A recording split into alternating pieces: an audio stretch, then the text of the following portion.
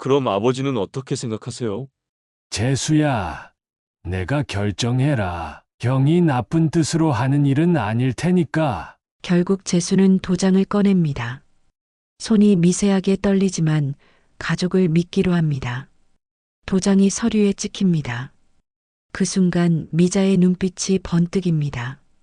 너무 빨라서 재수는 놓치고 맙니다. 자, 이제 됐네요. 수고하셨어요. 재만이 서류들을 재빨리 정리합니다.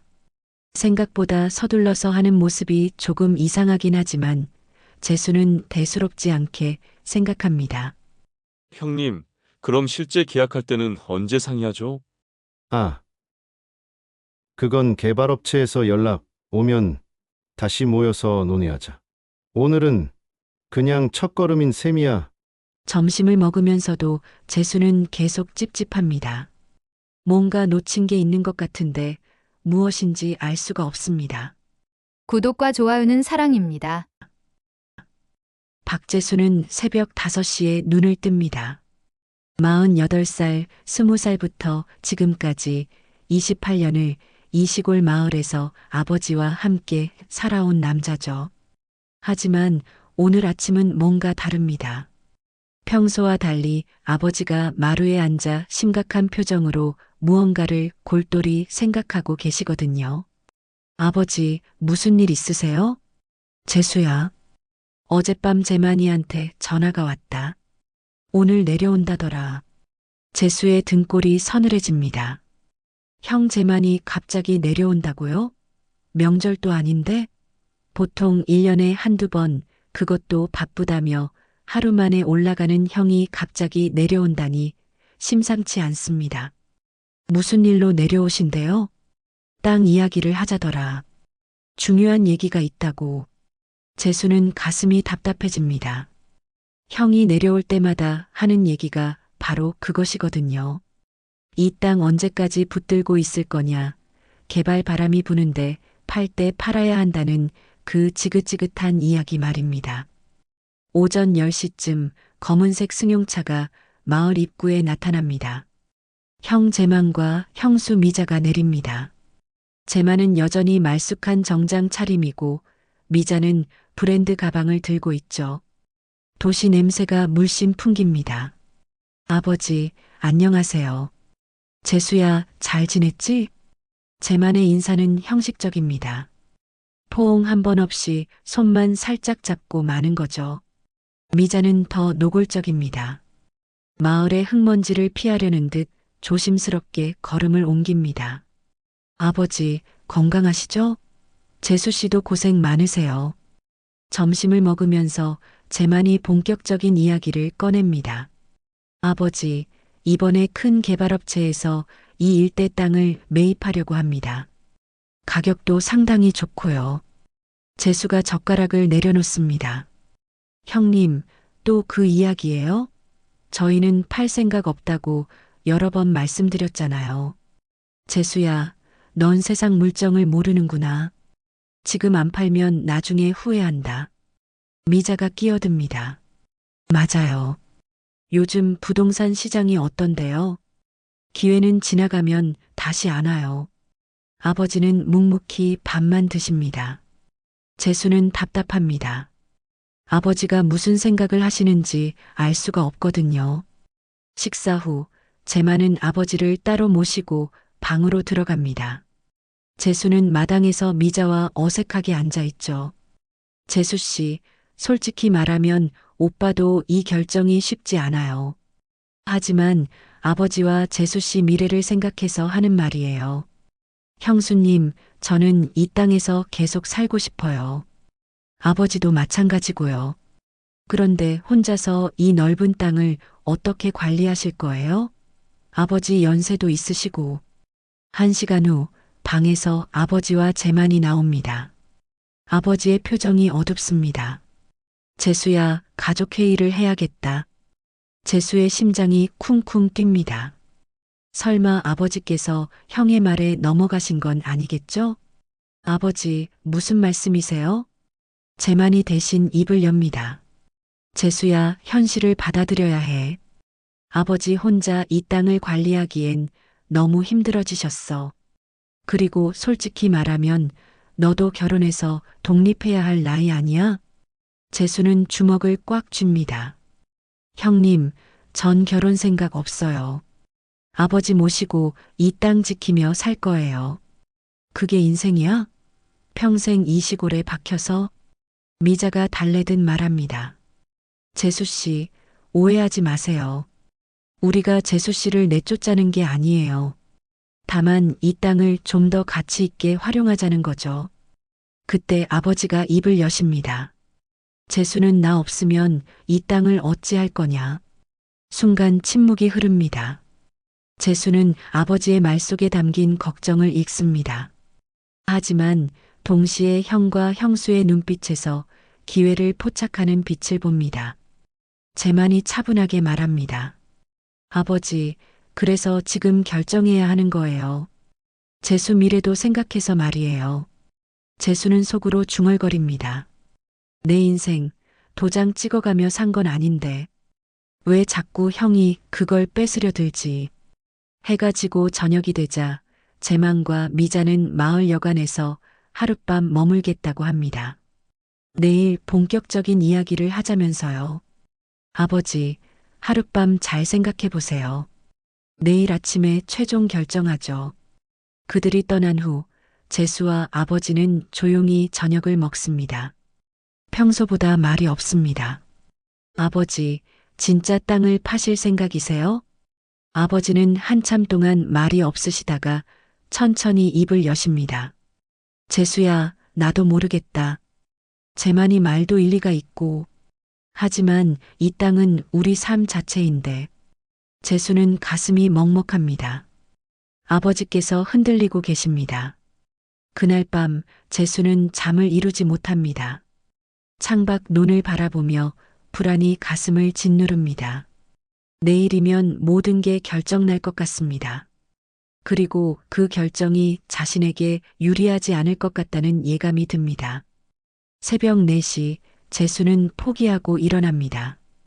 혼자 논으로 나가 흙을 만지며 다짐합니다. 아무리 형이라 해도 이 땅만은 절대 넘겨줄 수 없어. 하지만 그는 아직 모릅니다. 내일 아침 그의 인생을 완전히 뒤바꿀 거대한 함정이 기다리고 있다는 것을. 다음 날 아침 재수는 새벽 4시부터 잠을 이루지 못했습니다. 창밖으로 희미한 빛이 스며들 무렵 검은색 승용차가 다시 마을 입구에 나타납니다. 형 재만과 형수 미자가 어제보다 더 단정한 모습으로 내려와 집으로 향합니다. 아버지, 안녕하세요. 어젯밤 잘 주무셨어요? 재만의 인사는 어제보다 더 정중합니다. 뭔가 준비해온 것들이 있어 보이죠. 미자는 큰 서류 가방을 들고 있습니다. 재수야, 오늘은 정말 중요한 이야기를 해야 해. 아버지도 많이 생각해 보셨을 거고. 아침을 먹은 후 재만이 서류 가방을 열어 여러 장의 문서를 꺼냅니다. 개발업체 로고가 찍힌 공식 문서들이죠. 자, 이게 개발업체에서 제시한 정식 제안서입니다. 가격을 보세요. 재수는 서류를 들여다봅니다. 생각보다 큰 금액이 적혀 있습니다. 하지만 그보다 더 놀라운 건 서류의 완성도입니다. 이미 모든 것이 준비되어 있다는 거죠. 형님, 이 서류를 언제 준비하신 거예요? 개발업체에서 우리 땅에 관심을 보인 지는 꽤 됐어. 하지만 아버지와 내 동의 없이는 진행할 수 없잖아. 미자가 다정한 목소리로 끼어듭니다. 재수 씨, 솔직히 말씀드리면 이런 기회는 흔하지 않아요. 개발업체도 다른 후보지를 알아보고 있거든요. 아버지는 서류를 찬찬히 들여다보십니다. 돋보기를 쓰고 한 줄 한 줄 읽어가시는 모습이 무겁게 느껴집니다. 재수야, 이 돈이면 너도 서울에서 작은 사업 하나 할 수 있을 텐데. 아버지, 전돈이 필요한 게 아니에요. 이 땅이 좋아요. 재만이 답답하다는 표정을 짓습니다. 재수야, 현실을 봐야 해.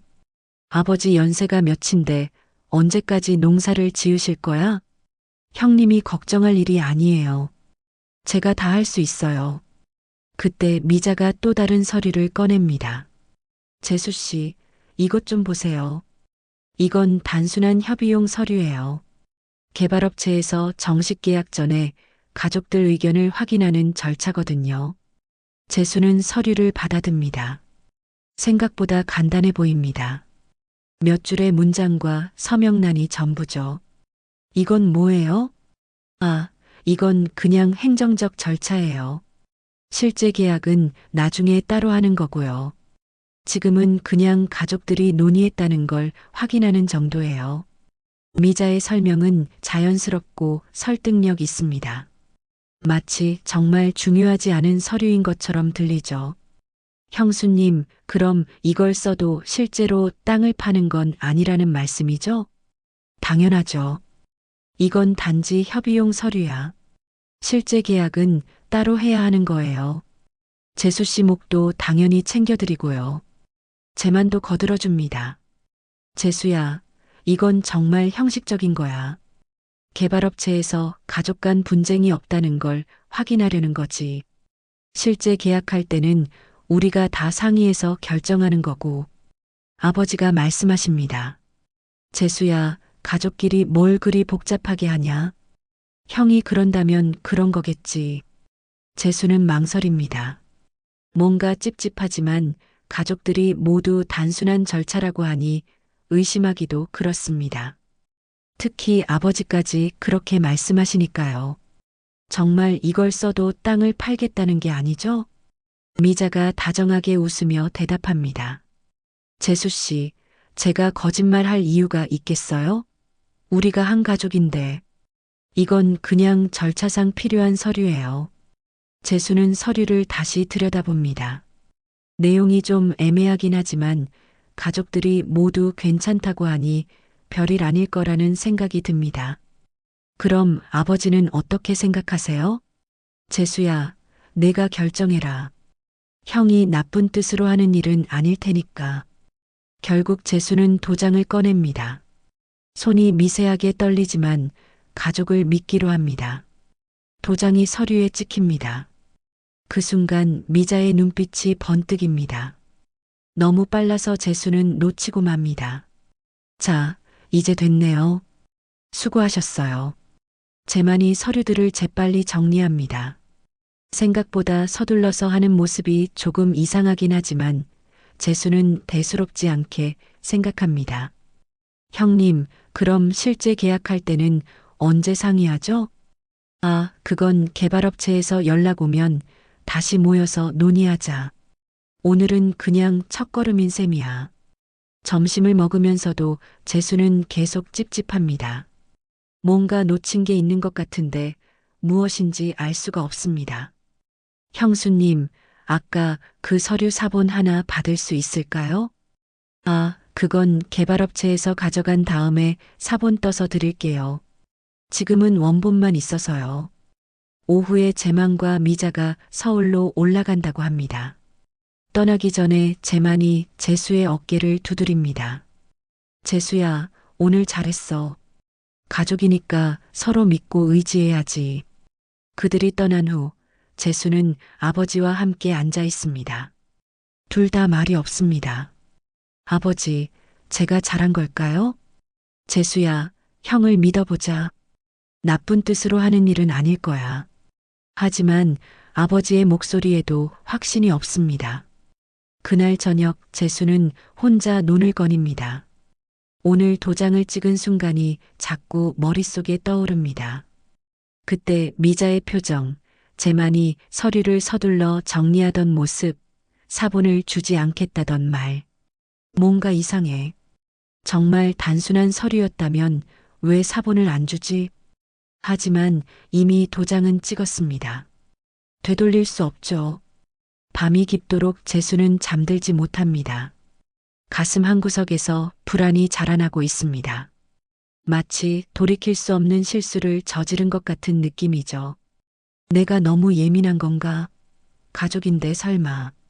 하지만 그 설마가 현실이 되려면 시간이 얼마 남지 않았습니다. 그날 밤 재수는 결국 잠을 이루지 못했습니다. 새벽 5시가 되어서야 겨우 눈을 붙였는데 오전 9시쯤 급하게 울리는 전화벨 소리에 깨어납니다. 여보세요? 재수야, 큰일 났다. 아버지가 쓰러지셨어. 마을 이장의 다급한 목소리입니다. 재수는 벌떡 일어나 아버지 방으로 뛰어갑니다. 아버지가 침대에 누워 계신데 의식을 잃으신 상태입니다. 아버지, 아버지. 119에 신고하고 병원으로 급히 이송합니다. 응급실에서 의사가 나와 설명해 줍니다. 뇌출혈로 보입니다. 다행히 생명에는 지장이 없지만 수술이 필요할 수도 있어요. 재수는 곧바로 형에게 전화를 겁니다. 형님, 아버지가 쓰러지셨어요. 지금 당장 내려와야 해요. 뭐, 어떻게 된 거야? 뇌출혈이래요. 빨리 오세요. 2시간 후 재만과 미자가 병원에 도착합니다. 하지만 이상하게도 재만은 큰 서류 가방을 들고 왔습니다. 아버지가 위급한 상황인데 왜 서류를 가져온 걸까요? 아버지 상태는 어때? 안정되긴 했는데 의식을 못 찾으세요. 중환자실 앞에서 기다리는 동안 재만이 슬쩍 재수에게 말을 겁니다. 재수야, 이런 일이 생겼으니 유산 정리를 미리 해둬야겠어. 재수는 어이가 없습니다. 형님, 지금 무슨 소리예요? 아버지가 이런 상황인데 유산 이야기를 하다니. 야, 현실적으로 생각해야지. 만약 아버지에게 무슨 일이 생기면 우리가 대처할 수 없잖아. 미자도 거들어줍니다. 재수 씨, 오빠 말이 맞아요. 이런 상황에서 미리 준비해 두는 게 아버지를 위해서도 좋아요. 하지만 재수는 납득할 수 없습니다. 아버지가 의식불명인 상황에서 유산 이야기라니요. 사흘 후 아버지가 깨어나십니다. 다행히 큰 후유증은 없어 보입니다. 하지만 많이 약해지신 모습이 역력합니다. 재수야, 미안하다. 갑자기 이런 일이 생겨서. 아버지, 괜찮아요. 빨리 회복하세요. 그런데 놀랍게도 재만이 병실에 변호사를 데려옵니다.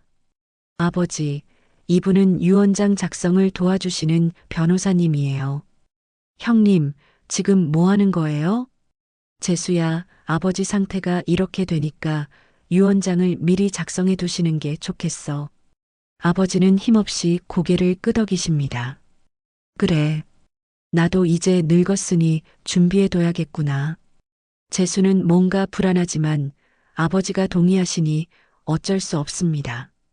변호사가 유언장 초안을 보여주는데 내용이 이상합니다. 전 재산을 장남 박재만에게 상속한다. 재수는 눈을 의심합니다. 잠깐요, 이게 뭐예요? 변호사가 차분히 설명합니다. 일반적으로 장남이 가족을 대표해서 재산을 관리하는 경우가 많습니다. 하지만 저도 아버지 재산에 대한 권리가 있잖아요. 재만이 끼어듭니다. 재수야, 형이 받아서 너랑 나누어 가지는 거야. 법적으로는 내가 대표하는 게 편하고. 재수는 납득할 수 없지만 아버지가 약하신 상태라 강하게 반대하기 어렵습니다. 아버지, 정말 이렇게 하실 거예요? 아버지는 힘없이 대답하십니다. 재수야, 형이 알아서 잘해줄 거야. 결국 유언장이 작성됩니다. 재수는 가슴이 답답하지만 어쩔 수 없습니다. 일주일 후 아버지가 퇴원하십니다. 집에 돌아온 아버지는 예전보다 많이 쇠약해지셨습니다. 말수도 줄고 기력도 없어 보이죠. 그런데 이상한 일이 계속 생깁니다. 개발업체에서 사람들이 나와 땅을 측량하기 시작하는 거예요. 이 사람들이 뭐 하는 거지? 재수가 측량팀에게 물어봅니다. 아, 개발 예정지 측량입니다. 계약 진행을 위해서요. 계약? 무슨 계약이요? 토지 매매 계약이요. 이미 합의서에 도장 찍으신 걸로 알고 있는데요. 재수는 머리를 한 대 맞은 것 같습니다. 그때 자신이 찍었던 도장이 단순한 협의서가 아니었다는 거죠. 급히 형에게 전화를 겁니다. 형님, 지금 개발업체에서 사람들이 와서 측량하고 있어요. 이게 뭐예요? 아, 그거 절차상 필요한 거야. 걱정하지 마. 하지만 저는 땅을 팔겠다고 한 적이 없어요. 재수야, 너 그때 도장 찍었잖아. 그게 합의서야. 재수는 어이가 없습니다.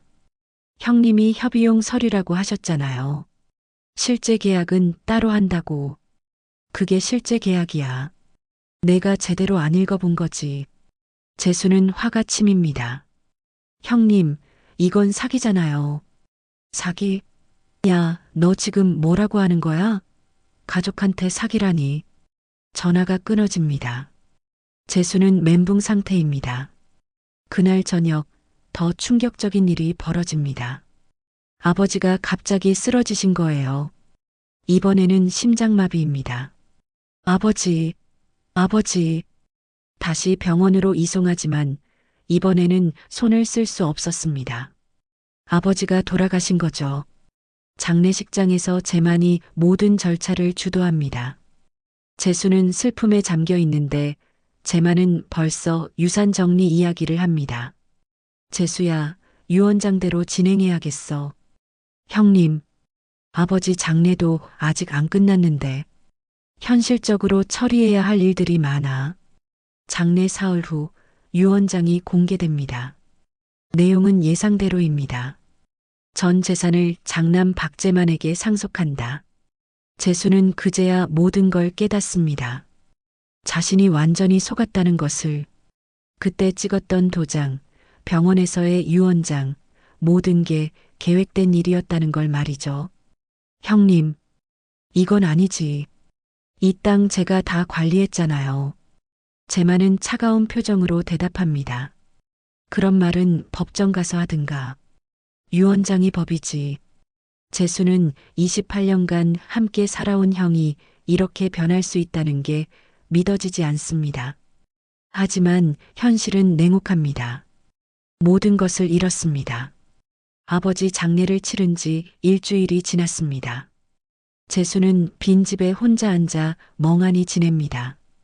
28년을 함께 살던 아버지가 없어진 현실이 아직도 믿어지지 않거든요. 게다가 모든 재산이 형에게 넘어갔다는 사실까지. 어떻게 이런 일이. 재수는 하루 종일 집안을 배회합니다. 이제 이 집도 형 소유가 되었습니다. 언제까지 여기 있을 수 있을지 모르겠죠. 그때 마을 이장 부인 소영이 찾아옵니다. 재수야, 밥은 먹고 지내냐? 얼굴이 말이 아니구나. 소영 이모, 안녕하세요. 소영은 도시락을 가져왔습니다. 재수는 고마워하면서도 식욕이 없습니다. 재수야, 형님이 모든 걸 가져간다면서? 참 이상한 일이야. 이모도 그렇게 생각하세요? 당연하지. 내가 28년간 아버지 모시고 땅 일구었는데 어떻게 한 푼도 안 주냐? 소영의 말에 재수는 위로받는 기분입니다. 적어도 자신이 완전히 틀린 건 아니라는 생각이 들거든요. 그런데 말이야. 소영이 목소리를 낮춥니다. 내 형수가 이상하게 행동했어. 형수가요? 응. 아버지 쓰러지기 한 달 전부터 자주 읍내 법무사 사무실을 드나들더라고. 재수는 귀를 쫑긋 세웁니다. 정말요? 내가 읍내 장 보러 갔다가 봤어. 그때 이상하다 싶었거든. 왜 형수가 법무사 사무실에 가지? 하고 말이야. 또 다른 건 없었어요? 소영이 주변을 둘러보더니 더욱 조심스럽게 말합니다. 그리고 말이야. 그때 윤미자 씨가 내 앞에서 도장은 내가 찍게 해야 되라고 전화로 누군가와 이야기하더라고. 재수의 머릿속이 번개 맞은 것처럼 번쩍입니다. 언제 말씀이에요? 내가 그 서류에 도장 찍기 하루 전이었어. 분명해. 재수는 소름이 돋습니다. 그러면 형수가 미리 계획을 세웠다는 얘기잖아요. 이모, 더 기억나는 거 없어요? 아, 그리고 아버지 유언장 이야기도 이상해. 원래 아버지가 만들어둔 유언장이 따로 있었거든. 네, 그게 무슨 말씀이에요? 몇 년 전에 아버지가 나한테 말씀하셨어. 땅은 재수에게 주고 싶다고. 그래서 유언장도 그렇게 써놨다고 하시더라고. 재수는 온몸에 전율이 흐릅니다. 그럼 지금 유언장은 가짜일 가능성이 높지. 아니면 억지로 바꾼 거거나. 그날 밤 재수는 잠을 이루지 못합니다. 소영 이모의 말이 계속 머릿속을 맴돕니다. 형수가 미리 계획했다면 자신이 찍었던 그 도장도 완전한 함정이었다는 거죠. 설마 그날 형수가 서류를 주면서 했던 말들 전부 유인책이었나? 다음 날 재수는 용기를 내어 읍내 법무사 사무실을 찾아갑니다. 혹시 형수가 어떤 일을 했는지 알아보려고요. 안녕하세요. 혹시 박재만 씨 부인이 여기 다녀간 적 있나요? 법무사는 잠깐 망설이더니 대답합니다. 고객 정보는 함부로 말할 수 없는데요. 저는 박재만의 동생입니다. 아버지 유산 문제로 온 거예요. 아, 그렇다면. 네, 몇 번 오셨어요. 유언장 작성과 토지 계약 관련해서요. 재수의 심장이 쿵쾅거립니다. 언제쯤 오셨나요? 한두 달 전부터 자주 오셨네요. 준비를 꽤 철저히 하셨어요. 재수는 다리에 힘이 빠집니다. 정말로 미리 계획된 일이었다는 거죠. 집으로 돌아오는 길에 재수는 우연히 아버지의 오래된 수첩을 발견합니다. 서랍 깊숙한 곳에 숨겨져 있던 거죠. 펼쳐보니 아버지의 손글씨로 여러 가지가 적혀 있습니다. 재수에게 땅을 물려주고 싶다. 재만이는 이미 서울에서 잘 살고 있으니까 재수가 나를 제일 잘 돌봐준다. 그리고 마지막 페이지에는 충격적인 내용이 적혀 있습니다. 미자에게 도장을 맡기지 말 것. 뭔가 수상하다. 재수는 손이 떨립니다. 아버지도 형수를 의심하고 계셨던 거예요. 더 뒤져보니 아버지가 직접 작성하신 유언장 초안도 나옵니다. 내용은 예상대로였습니다. 전 재산을 차남 박재수에게 상속한다. 재수는 눈물이 핑 돕니다. 아버지는 정말로 자신에게 땅을 주고 싶어 하셨던 거예요. 그날 저녁 재수는 마을 사람들을 만나 이야기를 들어봅니다. 과연 다른 증언들도 나옵니다. 형수가 아버지랑 따로 이야기하는 걸 여러 번 봤어. 아버지 쓰러지기 전에 무슨 서류 이야기를 자주 하더라고. 형수가 아버지 서명 연습하는 것 같은 걸 본 적 있어. 재수는 분노가 치밉니다. 모든 게 형수의 계획이었습니다. 자신을 속이고 아버지까지 이용해서 땅을 빼앗으려 했던 거죠. 하지만 동시에 절망감도 밀려옵니다. 아무리 진실을 알았다 해도 이미 법적으로는 모든 게 끝났으니까요. 자신이 직접 도장을 찍었고 유언장도 공식적으로 인정받았습니다. 그날 밤 재수는 아버지 수첩을 꼭 쥐고 다짐합니다. 아버지, 지금이라도 꼭 밝혀낼게요. 제가 바보처럼 살아온 게 아니었다는 걸. 하지만 어떻게 해야 할지 막막합니다. 형과 형수를 상대로 혼자 싸워야 하는 상황이거든요. 다음 날 아침 재수는 결심을 합니다. 서울로 가서 변호사를 만나보기로요. 이 모든 진실을 세상에 알리고 정당한 몫을 되찾겠다고 다짐합니다. 아버지, 제가 꼭 이겨낼게요. 재수는 작은 가방 하나만 들고 집을 나섭니다. 이제 진짜 싸움이 시작됩니다. 서울행 버스에 몸을 맡긴 재수는 창밖을 바라봅니다. 고향을 떠나는 길이 이렇게 서글플 줄은 몰랐습니다. 가방 안에는 아버지의 수첩과 마을 사람들의 증언을 정리한 메모들이 들어있죠. 이것들이 자신의 유일한 무기입니다. 서울에 도착한 재수는 먼저 법무법인을 찾았습니다. 인터넷에서 찾은 곳인데 상담료만 30만 원이라고 합니다. 재수에게는 큰 돈이지만 어쩔 수 없습니다. 안녕하세요. 유산 상속 관련해서 상담받고 싶어요.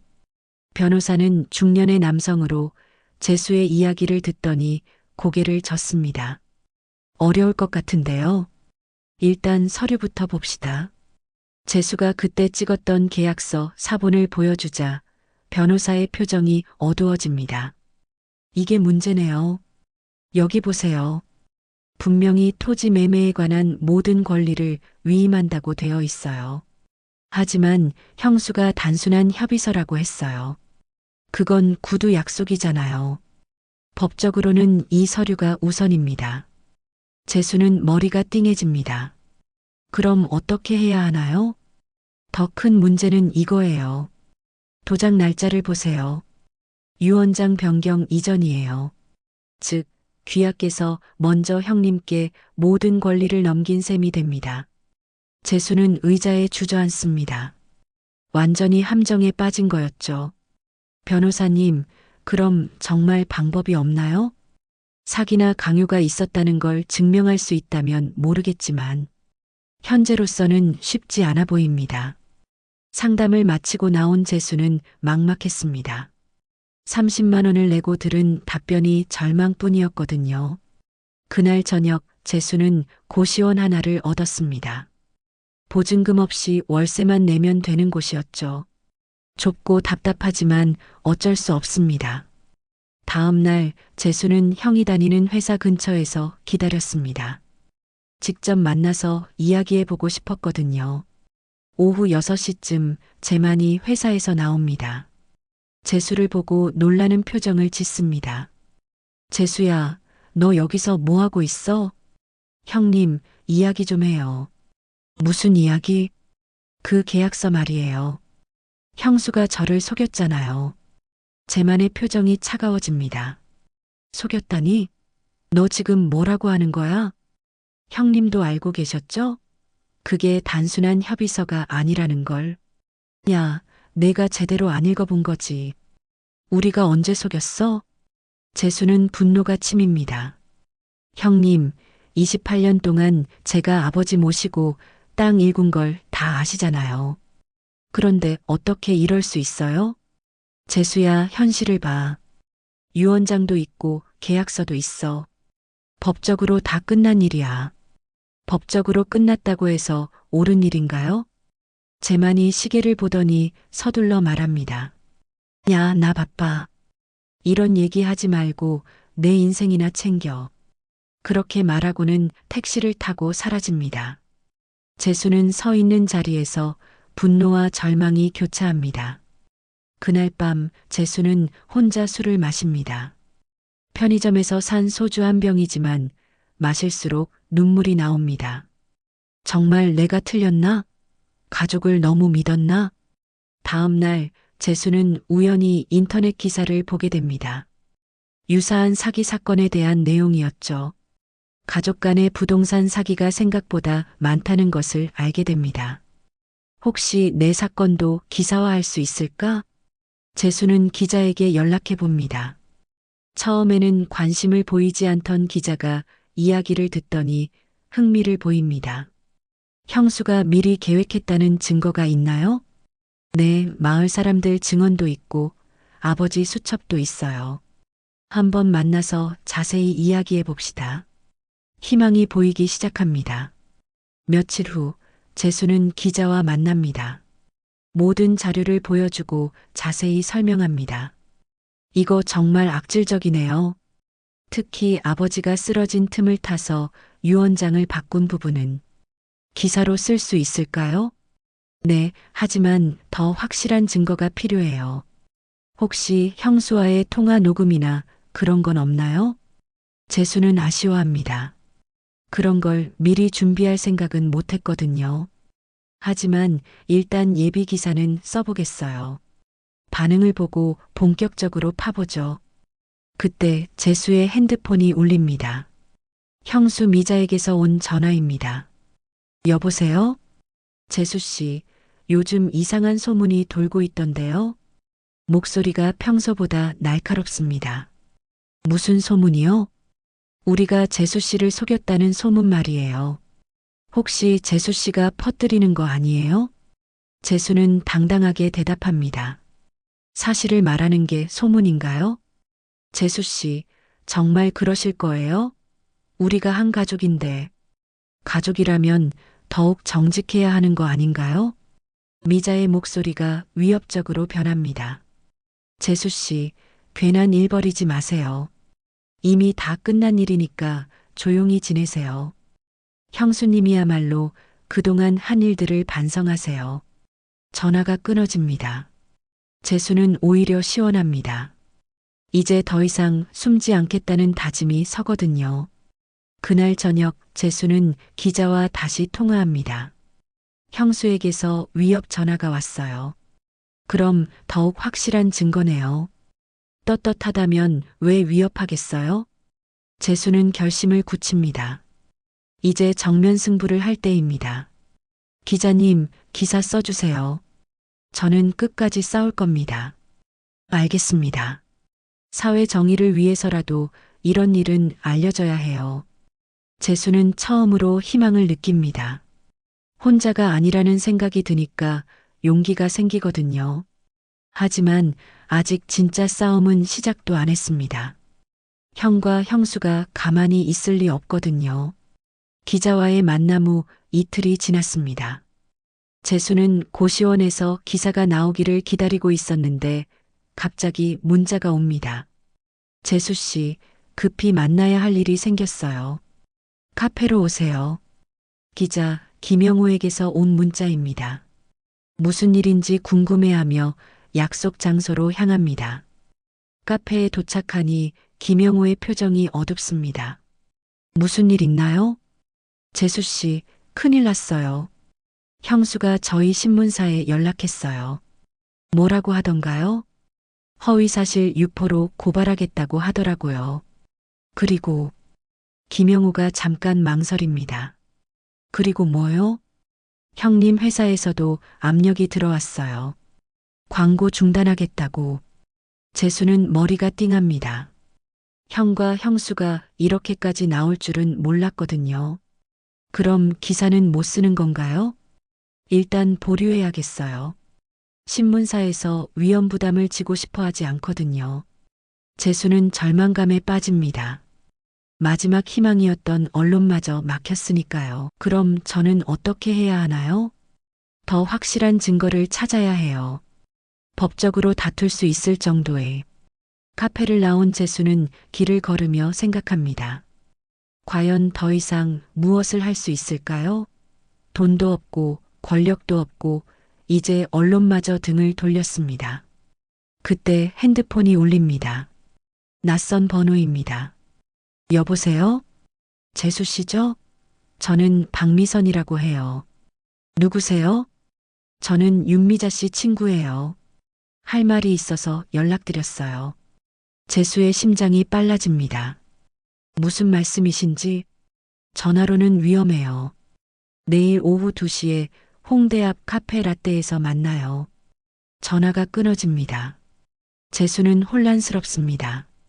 형수의 친구라는 사람이 왜 자신에게 연락했을까요? 다음 날 약속 시간에 카페에 갔습니다. 30대 후반으로 보이는 여자가 손을 흔듭니다. 재수 씨죠? 안녕하세요. 안녕하세요. 그런데 왜 저에게? 미선이 주변을 둘러보더니 조심스럽게 말합니다.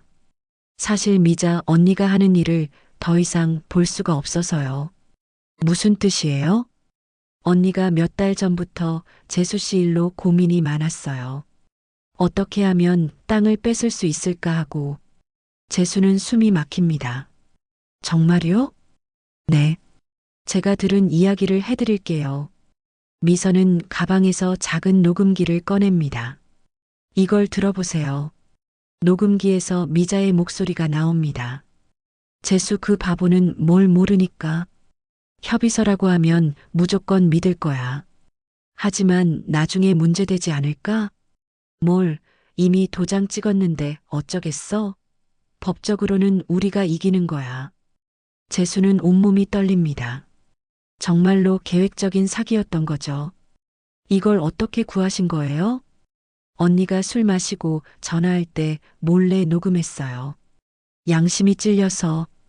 이 녹음기 저에게 주실 수 있나요? 그래서 만난 거예요. 하지만 조건이 있어요. 무슨 조건이요? 제 이름은 절대 거론하지 마세요. 미자 언니와의 관계 때문에 힘들어질 수 있거든요. 재수는 고개를 끄덕입니다. 당연히 비밀로 하겠어요. 정말 고맙습니다. 미선이 녹음기를 건네주며 말합니다. 재수 씨, 꼭 이기세요. 이런 나쁜 일이 그냥 넘어가면 안 되거든요. 카페를 나온 재수는 가슴이 벅찹니다. 드디어 결정적인 증거를 손에 넣었거든요. 곧바로 김영우 기자에게 연락합니다. 기자님, 증거 나왔어요. 형수가 사기 계획을 세웠다는 녹음 파일이요. 정말요? 지금 당장 만납시다. 1시간 후 김영우와 만나 녹음 파일을 들려줍니다. 이거 대박이네요. 이 정도면 충분해요. 그럼 기사 쓸 수 있나요? 당연하죠. 이제 신문사에서도 반대할 이유가 없어요.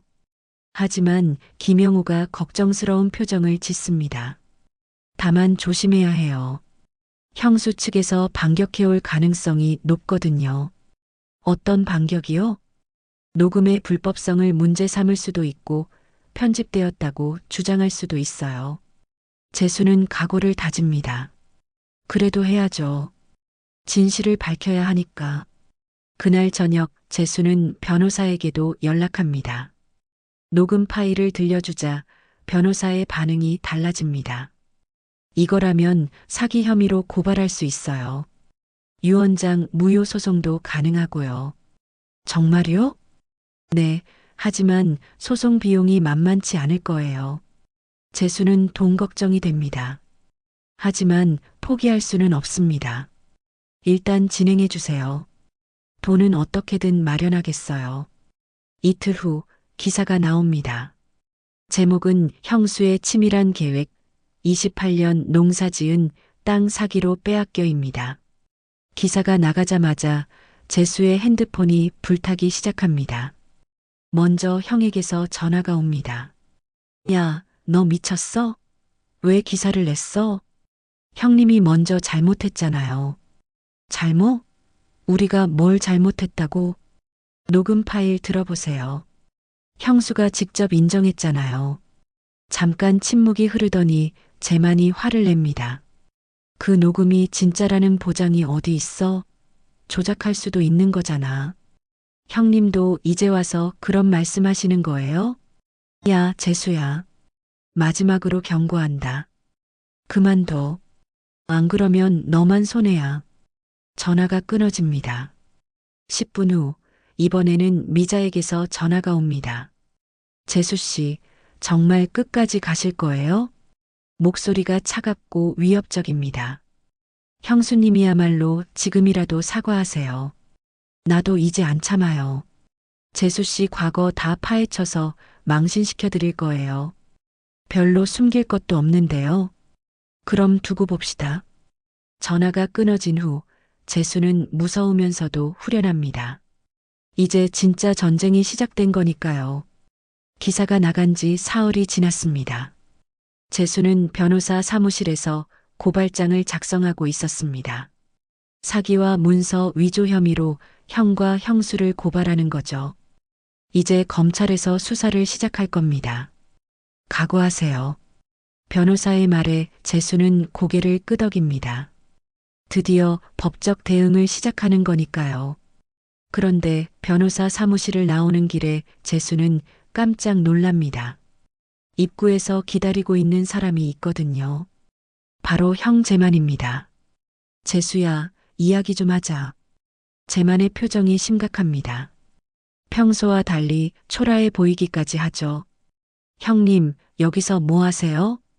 너 고발장 냈다며? 정말 끝까지 갈 거야?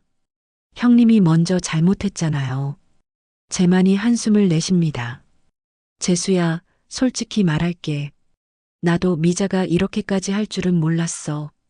재수는 귀를 의심합니다.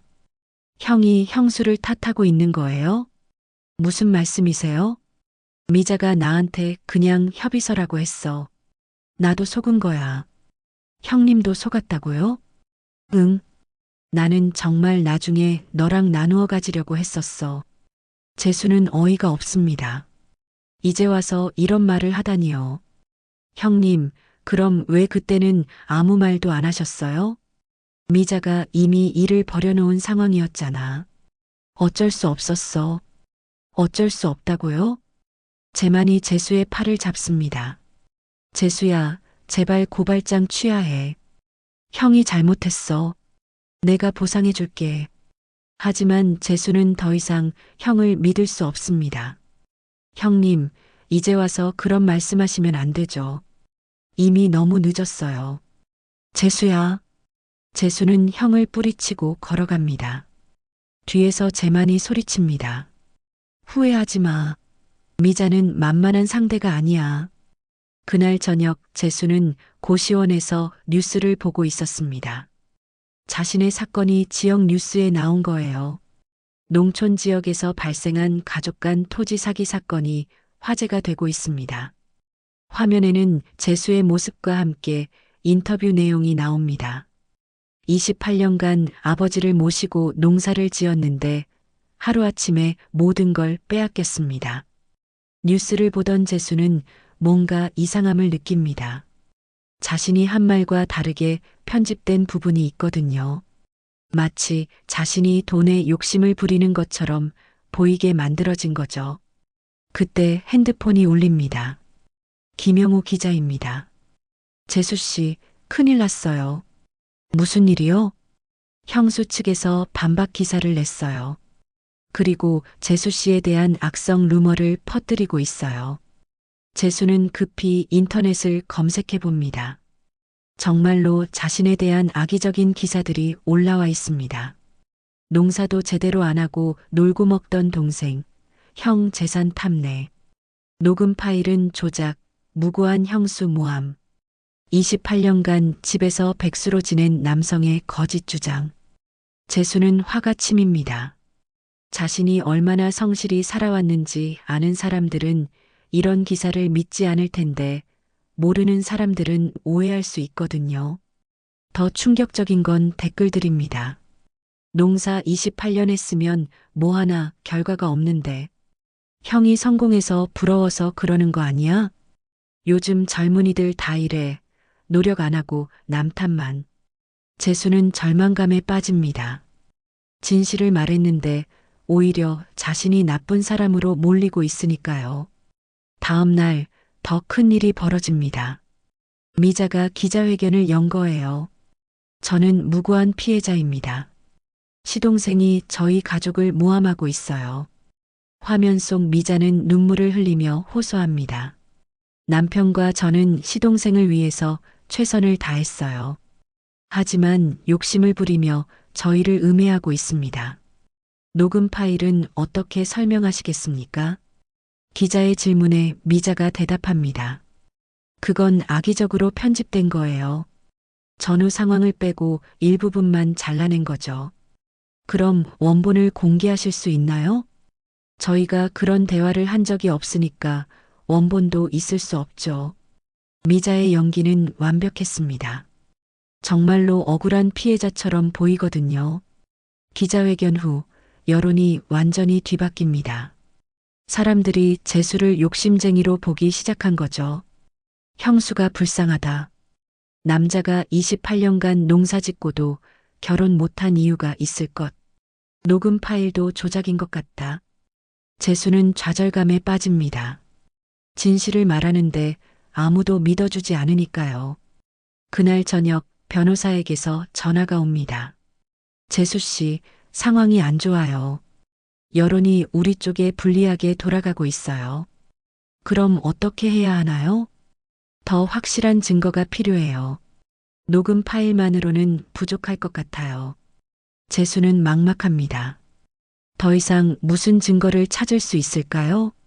하지만 그때 김영우 기자에게서 희망적인 소식이 옵니다. 재수 씨, 제보가 들어왔어요. 형수가 다녔던 법무사 사무실에서 내부 고발자가 나타났대요. 네, 내일 만나보기로 했어요. 혹시 결정적인 증거가 나올지도 모르거든요. 재수는 마지막 희망을 품습니다. 내일이면 모든 게 밝혀질지도 모르니까요. 하지만 미자도 가만히 있지 않을 겁니다. 그녀는 이미 완벽한 계획을 세우고 움직이고 있거든요. 진짜 승부는 이제 시작입니다. 다음 날 오전, 재수는 김영우 기자와 함께 법무사 사무실 직원을 만나러 갔습니다. 만날 사람은 그 사무실에서 일하던 박정민이라는 젊은 남자였습니다. 안녕하세요. 제가 박정민입니다. 정민은 긴장한 표정으로 재수를 바라봅니다. 왜 저희에게 연락하신 거예요? 사실 윤미자 씨가 저희 사무실에서 한 일들을 더 이상 숨길 수가 없어서요. 정민이 가방에서 서류들을 꺼냅니다. 이것들을 보세요. 서류에는 미자가 여러 번 방문하면서 유 원장 초안을 수정한 흔적들이 고스란히 남아 있었습니다. 처음에는 정상적인 유 원장이었어요. 재수 씨에게 땅을 상속한다는 내용이었죠. 재수의 심장이 뛰기 시작합니다. 그런데 미자 씨가 계속 와서 바꾸자고 했어요. 아버지 서명도 연습시키더라고요. 서명 연습이요? 네, 손이 떨려서 서명이 흔들린다며 연습을 시켰어요. 사실은 필체를 바꾸려고 했던 거죠. 김영우가 흥미롭게 질문합니다. 그 과정을 입증할 수 있나요? 정민이 핸드폰을 꺼냅니다. 사무실 CCTV 영상도 있고 제가 몰래 녹화한 것도 있어요. 화면에는 미자가 아버지 손을 잡고 서명 연습을 시키는 모습이 선명하게 담겨 있었습니다. 아버지, 좀 더 또박또박 써보세요. 힘들어서 그런데 조금만 더 힘내세요. 재수를 위해서잖아요. 아버지는 힘들어 하시면서도 미자의 말에 따라 서명을 반복합니다. 하지만 실제로는 재수가 아닌 재만에게 모든 걸 넘기는 유 원장이었던 거죠. 재수는 눈물이 났습니다. 아버지가 자신을 위한다고 생각하시며 속아서 서명하신 거였거든요. 이 영상들 법정에서 증거로 쓸 수 있나요? 당연히 가능해요. 이건 명백한 사기 행위거든요. 김영우가 정민에게 묻습니다. 왜 지금까지 숨기고 계셨어요? 사무실에서 문제가 될까봐 무서웠어요. 하지만 뉴스를 보니 양심상 그냥 있을 수가 없더라고요. 이날부터 상황이 급변하기 시작합니다. 먼저 새로운 증거들이 언론에 공개됩니다. CCTV 영상과 함께 미자의 계획적인 사기 행각이 낱낱이 드러나죠. 형수의 치밀한 계획, 아버지까지 속여 유 원장 조작, CCTV에 포착된 결정적 순간들, 여론이 완전히 뒤바뀝니다. 사람들이 재수에게 사과하기 시작하는 거예요. 미안합니다. 형수가 정말 나쁘네요. 28년간 고생한 재수 씨가 불쌍해요. 이런 사기꾼들은 반드시 처벌받아야 해요. 하지만 미자는 끝까지 버팁니다. 또 다른 기자회견을 열어 변명하죠. 그 영상들도 조작된 거예요. 요즘 기술로 뭘 못 만들어요? 저는 정말 억울합니다. 시아버지를 정성껏 모셨는데. 하지만 이번에는 아무도 믿지 않습니다. 증거가 너무 명확하거든요. 그러자 미자가 마지막 카드를 꺼냅니다. 형 재만을 앞세우는 거예요. 여보, 이제 당신이 나서야 해. 이 모든 게 당신을 위해서 한 일이잖아. 재만은 당황합니다. 미자야, 너 혼자 한 일이잖아. 나는 몰랐다고. 뭐라고? 지금까지 혜택은 다 받아놓고 모른다고? 둘 사이에 균열이 생기기 시작합니다. 며칠 후 검찰에서 미자를 구속 수사합니다. 사기와 문서 위조 혐의가 명확하게 드러났거든요. 윤미자 씨 체포합니다. 미자는 끝까지 억울하다고 소리칩니다. 이건 음해예요. 저는 가족을 위해서 한 일이라고요. 하지만 법정은 냉정합니다. 증거가 명확한 이상 변명은 통하지 않거든요. 재만도 공범 혐의로 조사받게 됩니다. 처음에는 모른다고 부인했지만 점점 사실이 드러나면서 인정할 수밖에 없게 되죠. 재수야, 형이 잘못했다. 정말 미안해. 법정에서 제만은 재수에게 사과합니다. 하지만 이미 너무 늦었습니다. 형님, 진작에 그렇게 하셨어야죠. 재수는 차갑게 대답합니다. 더 이상 형을 형이라고 부를 수 없을 만큼 상처받았거든요. 결국 법원에서 유언장 무효 판결이 납니다. 아버지의 진짜 유언은 재수에게 땅을 물려주는 것이었다고 인정받은 거죠. 피고인 윤미자에게 징역 3년을 선고한다. 피고인 박재만에게 징역 1년 6개월, 집행유예 2년을 선고한다. 재수는 법정에서 판결을 들으며 복잡한 심정입니다. 승리했지만 기쁘지만은 않거든요. 가족이 이렇게 망가진 현실이 슬프니까요. 6개월 후 재수는 고향으로 돌아갑니다. 되찾은 땅에서 다시 농사를 시작하죠. 하지만 예전과는 달라졌습니다. 더 이상 혼자가 아니거든요. 마을 사람들이 재수를 도와줍니다. 그리고 그의 이야기에 감동받은 젊은이들이 농촌 체험을 하러 오기 시작합니다. 재수 씨, 저희도 농사 배우고 싶어요. 도시에서 살다가 이런 삶도 좋은 것 같아요. 재수는 마을 한켠에 작은 도서관을 짓습니다. 아버지의 이름을 붙여서 박종식 기념 도서관이라고 명명하죠. 도서관 개관식 날 많은 사람들이 찾아옵니다. 재수의 이야기를 들었던 도시 사람들도 오고 마을 어른들도 모두 참석합니다. 아버지, 이제야 제가 도장을 제대로 찍은 것 같습니다. 재수는 아버지 영정 앞에서 조용히 인사합니다. 도서관에서는 아이들이 책을 읽고 있습니다. 웃음소리가 끊이지 않죠. 재수는 그 모습을 보며 환하게 웃습니다.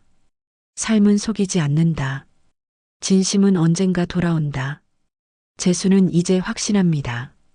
비록 힘든 과정이었지만 정직하게 산 자신의 인생이 틀리지 않았다는 것을, 그리고 아버지가 정말로 바라셨던 것이 무엇인지도 깨달았습니다. 따뜻한 햇살 아래서 재수는 새로운 꿈을 품습니다. 이 작은 마을을 더 많은 사람들이 찾는 따뜻한 곳으로 만들겠다는 꿈을 말이죠.